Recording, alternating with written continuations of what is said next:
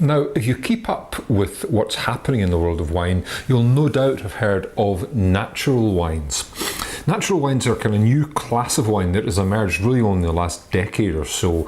They're wines which are organic, which are made without any artificial yeasts, which are made with a minimal of sulphur, which are made very much in a hands-off style, letting the grapes ferment and produce a wine which is not as clear and bright and pristine as you might expect from a more traditional wine, but they are aiming to capture the essence of the terroir, the essence of the grape, and not muck the wines around at all. The hand of the winemaker is supposed to be off of these wines.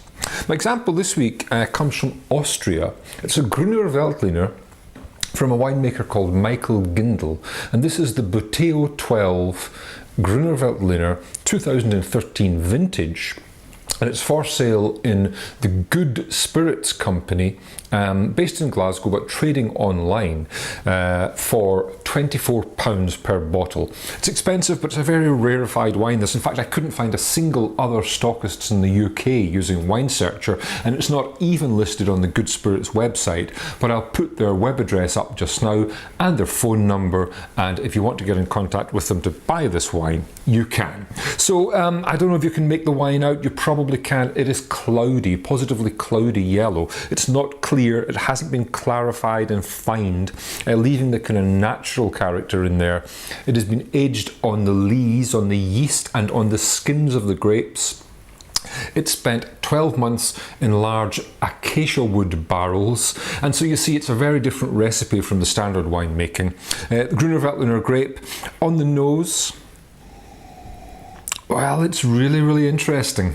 There is a yeastiness there. There's a slight wheat beer quality to the wine, but there's a lovely fat, waxy lemon quality too.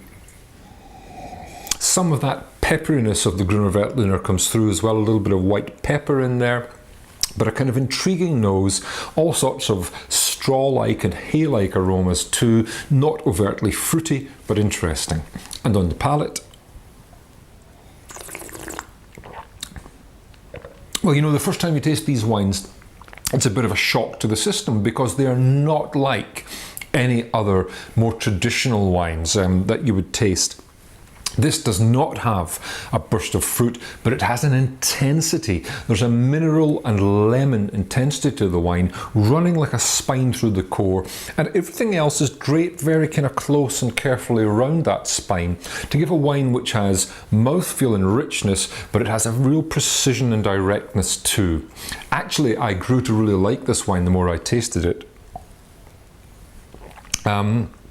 You know, it offers something very different, not for everyone I suspect, but if you want to investigate a very high quality, but I suppose fairly much out there, fairly much left field natural wine, this is a great example. My wine of the week comes from a winemaker called Michael Gindl in Austria, and it is a Grüner Veltliner, the Buteo 12 2013 vintage, priced at £24 a bottle from the Good Spirits Company. This is my wine of the week.